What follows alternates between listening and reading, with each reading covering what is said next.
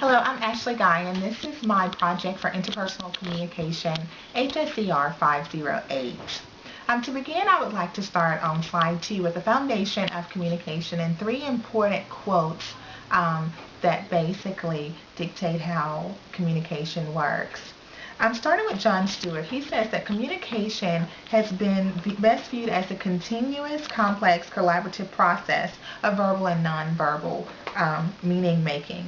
Author James Peterson stated that communication is the oil that lubricates any relationship.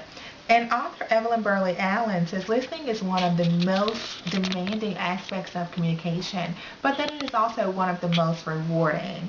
Slide 3. The 6 features of communication that will be discussed during this presentation are meaning, choice, culture, identities, and conversation. Also, listening plays a very important role in communication. Everyone lacks in his or her listening skills at some point or another. Listening behaviors can be learned as a child. This means that the way that we listen a lot of times has been inherited from someone, or we have basically learned it as a child. We didn't just develop it as an adult. It is important to be an effective listener. It is important to figure out how can we listen better. Are we helping people when we are listening to them? Figuring out how to improve listening skills. This is something that will help us as far as learning how to listen better, how to respond better, when to respond to others. It is important to know that many people have not been taught to listen. This may explain why people don't respond the way that we would like them to respond whenever we're holding a conversation or we're discussing something with them. Slide 5. My overarching goals for myself as far as communication is concerned: improve my relationships in my life, whether it be spiritual or human, become a better listener. I would like to have people to know that I'm there for them, that I'm willing to help. So that I do want people to know that I do care about them. Develop better self-awareness. I feel that before I can assist someone else with my listening, it is important that I understand how I need to listen. Become a person in which those that are close to me are comfortable with opening up and discussing things with me, and also opening up myself to new things, and also not continuing to be so distant from others. Slide 6. A little bit about my background that may have contributed to me listening the way that I do. I'm very distant and I'm not easily approachable. However, author Peter Hartley states that we should communicate to build better relationships. So definitely communication is something that I do need to work on if it will affect the relationships that I may or may not develop. I'm not easily influenced, but I'm also not willing to open up to others when something is bothering me. And my lack of communication began as a child. This goes back to the beginning about many of the things that we learn as far as communication is concerned is learned as a child. I grew up in a household where we really didn't communicate with one another, and things were held in to oneself. So I feel that that has also affected the way that I listen and why I don't communicate well with others. My lack of communication, particular way of communication, has changed the nature of or destroyed possible friendships with others.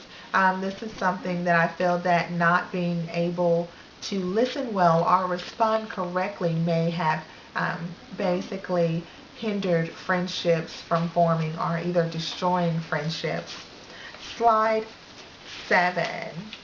My specific behavioral blend as far as my communication is concerned is CSD, which means that I'm not talkative and I don't aim to please others. I do have a desire to be in charge. This is something that I really believe is true. My ultimate goal is helping others. And according to Carbonell, I feel that I can deliver, but sometimes I'm afraid of the rejection if I fail when I feel that others are depending on me or someone basically wants me to do it. And if I fail, I feel that I may be a failure. Slide 8. Influences both positive and negative as far as my personality is concerned.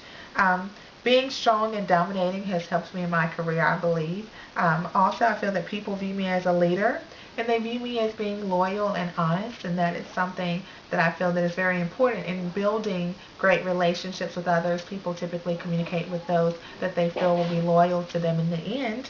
I'm able to analyze my major decisions. I don't have tunnel vision. I do take time to think about the positive and the negative consequences associated with the decisions that I make. Also, I'm always up for a challenge. This is something that I value as well. Some of the negative things that I found with my personality include being a dominant person has possibly hindered relationships with others. Sometimes people don't react well to those that they feel like to be in charge. People sometimes think that I have to be in control at all times. I wonder if I lose respect from individuals that way, and if so, how does it affect the long run relationship? By being distant, my personality may prevent me from moving forward with others. And also the internal and external distractions, things that bother me personally with the way that I communicate with others, and also how others may view me. Slide 9. Potential barriers. These are things that I feel that could be a possible hindrance. I have a tendency to be hard on others because I expect a lot of people. I expect them to carry out a task as I would. The risk of rejection is something that I fear when reaching my full potential. If I don't reach it, how will others view me? Will they lose respect for me? How will they communicate with me at that point? People may take my kindness for weakness if I open up too quickly to people. That's something that I don't want to happen. I don't want to lose my dominating sense by doing that. Some people may view my personality as being too strong. How can I get people to work with me well if they don't feel comfortable communicating with me? Arthur Robert stated that we create meanings as we figure out what each other's words mean and behaviors stand for. That's something that's very important. That means that we're actually figuring out the nature of people as we communicate with them. We're watching their verbal and nonverbal communication to decide how we're going to rate them as far as their personality and building relationships with them. Noise pollution, the internal emotional listening, hearing only what I want to hear when I listen to others. I don't want to fall into the category of only hearing what I want to hear. I really want to be able to listen and understand the person and understand what they are wanting to communicate with me. And letting my personal views dictate what I hear. I feel that sometimes I can be very opinionated, and that has a great effect on how I respond to people. The external outside noises, other people's opinion affecting how I respond to someone. Slide 10. How do I handle the noise pollutions? What are my solutions going to be? Not to let my emotions take over. I feel that if someone is communicating with me, it is my responsibility to understand them as a person. It's important for me to remember that it's not my conversation all the time. Sometimes I'm there just to be a listener and not to respond. Not all of my personal views are needed. A lot of times when people communicate with me, I'm noticing that they're not communicating with me for me to actually respond to them. They just want someone to listen. Being in a quiet place so that I can focus on what's being said to me. Outside distractions make it very difficult to understand what someone is communicating to me. And last, utilizing my own thoughts and not others. I think it's very important that I don't let other people's views influence how I respond to someone else or how I communicate with that person. Slide 12. Well, my plan of action, I call it the 3 Ps: prayer, practice, and patience. I feel that it's very important that I practice praying and asking God to lead me in this direction.